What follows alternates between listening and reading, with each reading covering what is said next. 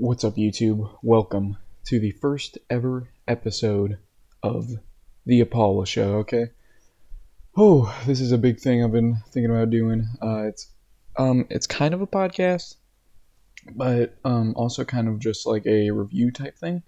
You could probably expect one episode per week. If I miss a week for whatever reason, expect the next episode to be a banger. And yeah, that's about it. So today is going to be more of a review type of episode. I'm just going to kind of go with the flow here. I have some notes here. If you guys want, you don't got to watch the video because, it's just Call of Duty gameplay. But if you do want to, go ahead. That's what the gameplay is for. But you can also just do whatever you want to do. Do your dishes, whatever you got. So today, on this episode of the Apallah Show, we're going to be talking about is Modern Warfare 2 Season 1 any good?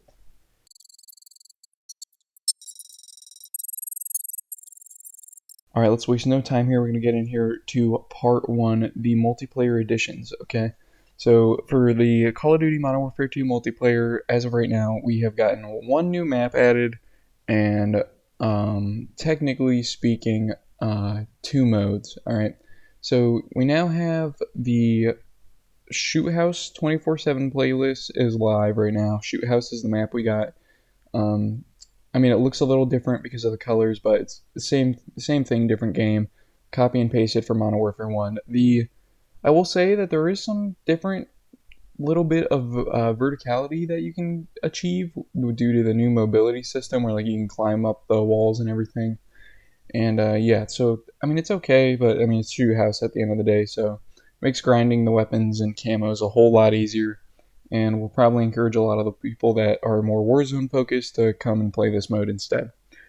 However, I can't talk about Shoot House 24/7 without talking about these trash servers, okay? I cannot play with more than one person in my party at a time. And by one person, I mean literally me. If I try and play with one other person, I can't find a game. It will sit there and say searching for match. There is some kind of weird glitch where I was playing with, so it was me, my brother, and his friend, and all three of us are in a party together, and we were sitting here, it said searching for a match for like 5 minutes. I played like a bunch of games on my phone, all this, and I was like, you know what, I'm just gonna leave, I'm just gonna go play by myself, whatever, and they loaded into a game within seconds right after I left.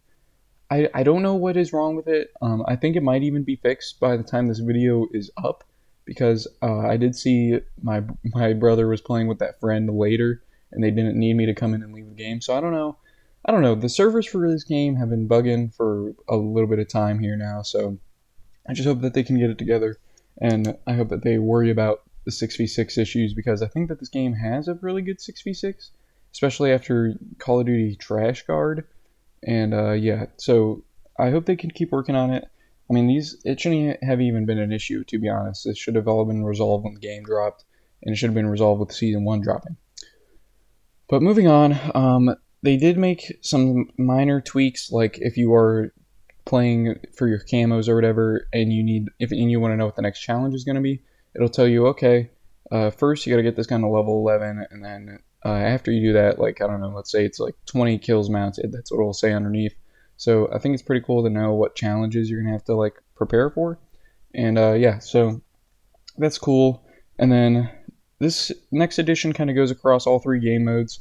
So I'll just talk about it now. We have the BAS-P SMG, the new sniper rifle, I think it's called the Victus XMR or something like that, and the M13 from Modern Warfare 2019.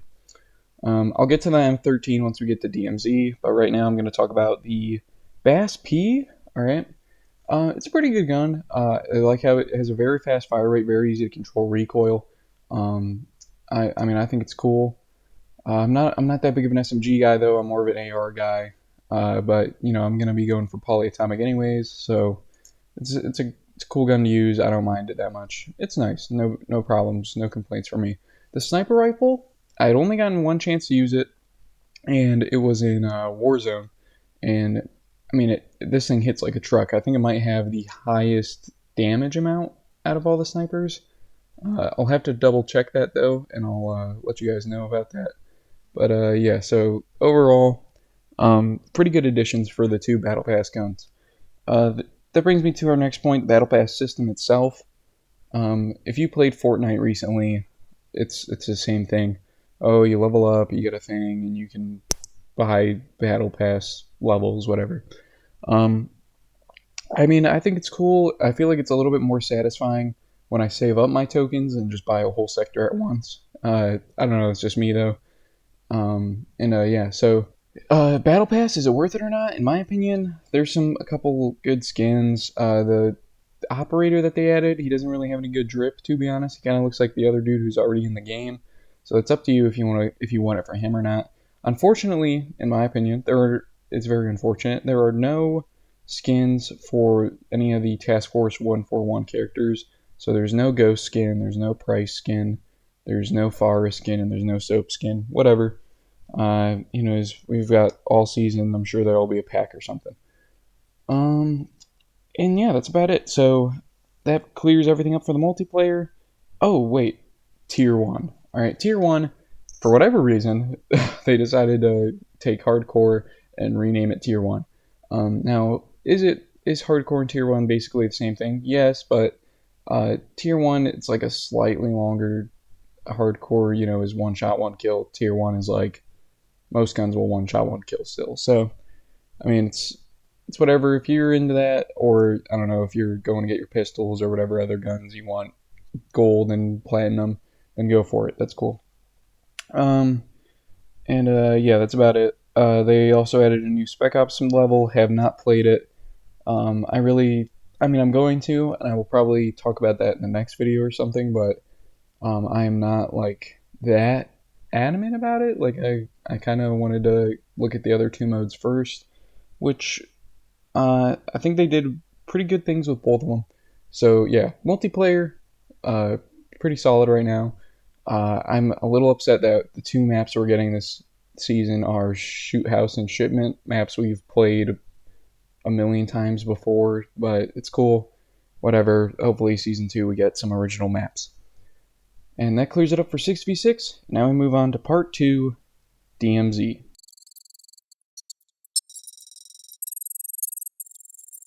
So the DMZ mode, I've played quite a few games of. I think it might be one of the better additions overall over the entire game.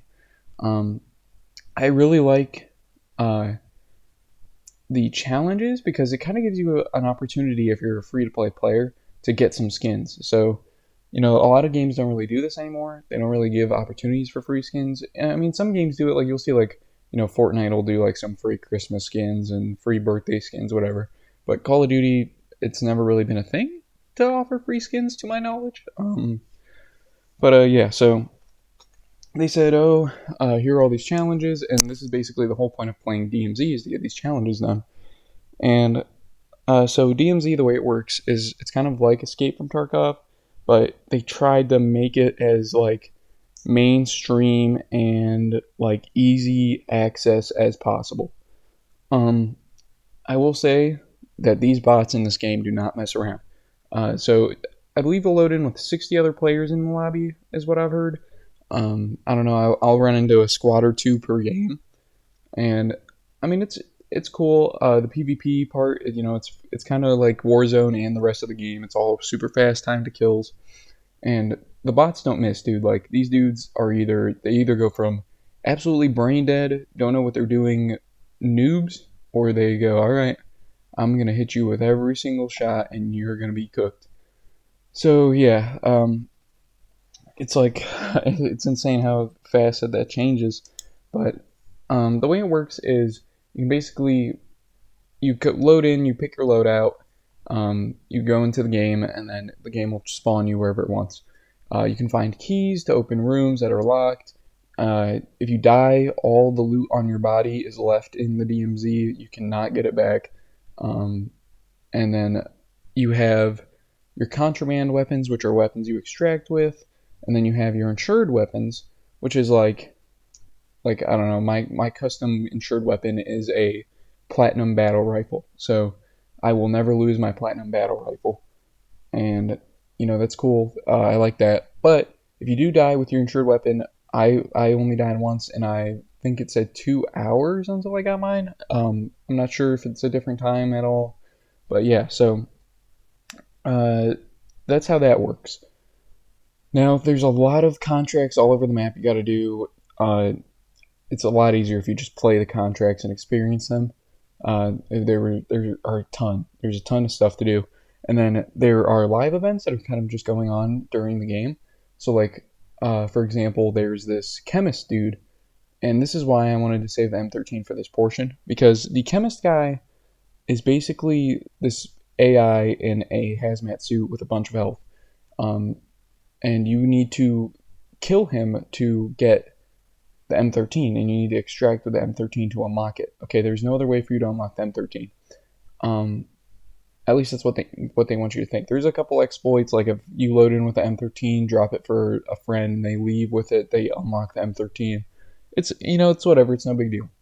Well, my issue with this is that the M13, until you get the barrel attachment that makes it do a little bit more damage and stuff like that, it's kind of like mid, and I'd even argue one of the worst side ARs. Like, I felt like I was getting a lot of hit markers, not a lot of kills, but eventually once I got that barrel, it definitely hit a lot harder.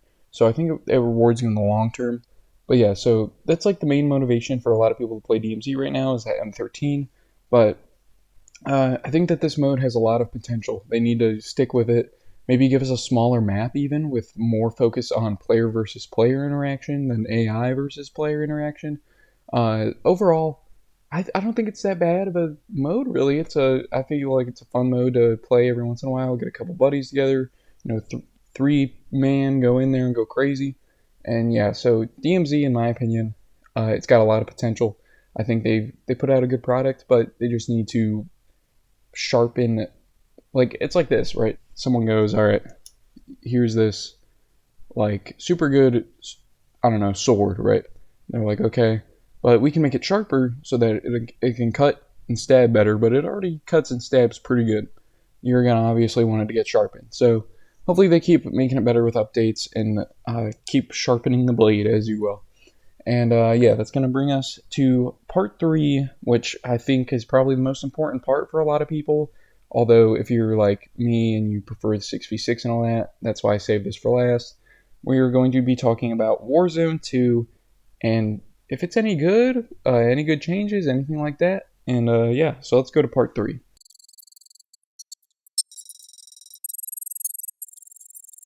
All right, Warzone 2. All right, let me start with this. Me and Warzone kind of have a very complicated relationship. I feel like Warzone itself is not a bad mode. I feel like it brings a lot of attention to Call of Duty. It brings a lot more new players, all that. But my issue with Warzone is that the developers kind of go, all right, well, if Warzone's doing so good, why don't we just focus on Warzone and say screw the multiplayer? And it kind of feels like that sometimes, when there's all these big additions to Warzone, and then we get, one, maybe 2 maps for the multiplayer, which, I mean, it's whatever. We just move on, we deal with it. But at the same time, I don't really appreciate some of the stuff where it's like, okay, you paid $70 for this game, but now, unless you got the Vault Edition where you paid $100 for this game, you will have to buy the $10 Battle Pass, even though you just bought the game. We will not be giving you a free Battle Pass. Now, that's why I said, I like DMZ. I feel like it kind of evens it out, puts in some free cosmetics. Okay, cool. But, so Warzone 2, I played it. I played 4 or 5 games. Honestly, I think, in my personal opinion, it's a much better battle royale than Warzone was. And that's just in my opinion. I feel like the new way that they do everything pushes the pace a little bit faster, and they need it because the Al Mazrah map is massive. Okay, it's a huge map. And I think it's bigger than Verdansk was, or the Caldera Island or whatever. It's definitely bigger than Verdansk, at least. At least it feels bigger. There's still 150 people, but it feels like I get no engagements, nothing like that. But overall, I don't think it's that bad necessarily, because they have in things like You have strongholds in there where you can get your loadout. You have buy stations now where people are going to be frequenting buy stations more often, not just to buy a loadout drop, but to buy a loadout weapon, maybe buy another UAV because the other buy station was out of UAVs when they got there. And then that's another thing. Loadouts. I played 5 to 6 games and I've never once gotten my full loadout. Only one of my loadout weapons, because the way it works is that they make it so that this plane comes by and drops all the loadouts, and everybody is in this mad dash to get to one of the loadouts. And only one squad is gonna leave one loadout drop with their loadout. So it's very intense. I think it definitely pushes the pace, makes you sweat a little bit more. However, though, I feel like I also don't have to be a super mega god sweat. If you guys remember, Warzone and Call of Duty was kind of getting to that point where there were just too many sweats. Okay, that's how it is. And I mean, listen, I'm okay with it. Whatever. I'm a little bit more of like I prefer to not be getting absolutely dunked on every game. But at the same time, I wasn't really a big Warzone player. I played Call of Duty for the multiplayer. I was not a big Warzone guy. But you would go and see these streamers. They're freaking slide canceling. They're going back and forth. Oh, look at how I break this dude's ankles. Stuff like that. They have nerfed the movement into the ground, and that's one of the biggest things that I like about this game, is that the movement is so much more tactical now. You're not going to get away with just sliding back and forth because it's not possible. And so good job on you, Call of Duty. Warzone 2, my final rating I'm going to say is like a 7 out of 10. But keep in mind that is coming from someone who did not like Warzone 1. I still think it's fun. I'll indulge in a game or two every day with the boys, but you will not be catching me playing a whole lot of solos on this game, or really like a whole lot of squads even, just maybe 1 or 2 games like a day with friends. I think overall it's not that bad. It's got potential to be good, and I think it caters more to that tactical battle royale experience that games like PUBG were missing, but they still keep, like, you remember PUBG was popular and it still kind of is a little bit alive, all like 20 of the people playing it. Like, and I think what kind of went missing with battle royales is that it like if you made a mistake in a battle royale back in the day, you were cooked. There was no surviving. Then games like Fortnite, you could build walls, and then in Call of Duty, you had you could just sprint away and juke them out and put more armor on and do all this. Well, now it's a bit more slow, and because the time to kill is so high, if you make a mistake, the odds that you're going to die about it are very high. But that's not to say, they still have the Gulag. The Gulag is a 2v2 now. I think the new Gulag system is pretty good, in my opinion. I like the new Gulag. I think they've done a lot of good changes here. You know what? I'll even bump Warzone to an 8 out of 10. And that will bring us into our conclusion.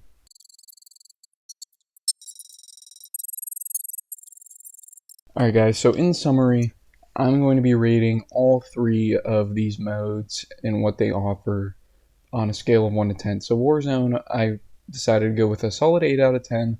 It's got potential to be pretty good. I want to see a Rebirth kind of mode come back. I'm sure it'll be coming soon. We'll be having a new Resurgence map, the whole 9 yards. DMZ, I don't think I ever rated it by number. DMZ, I'm going to say it's honestly also an 8. It's fun. I like the challenges.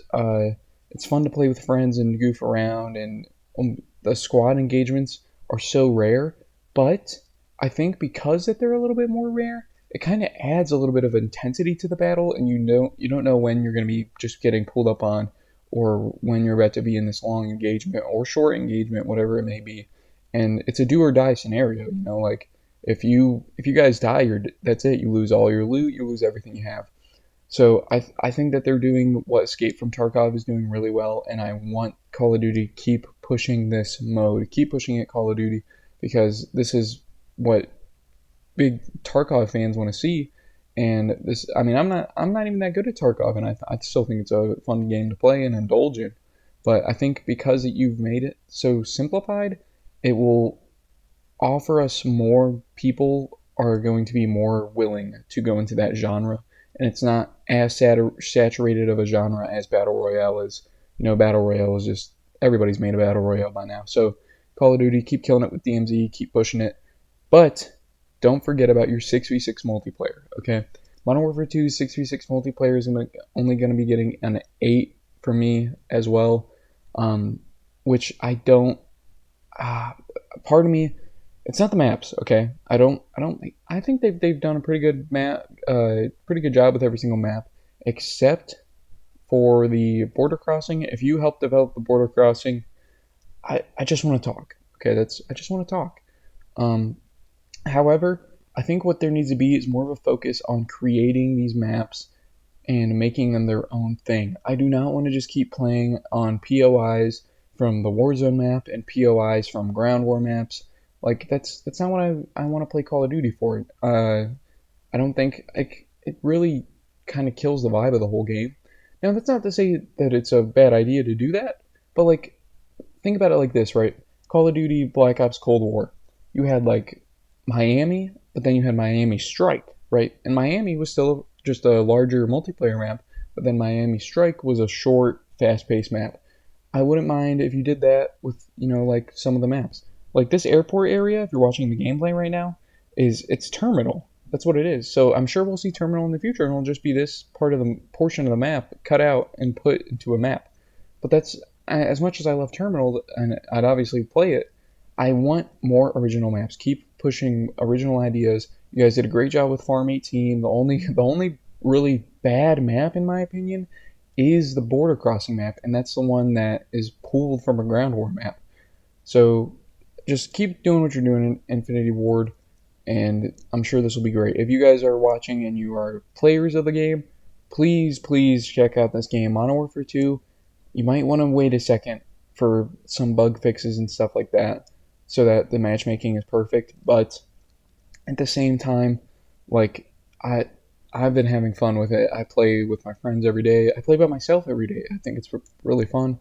And yeah, I highly recommend that you guys play Modern Warfare 2.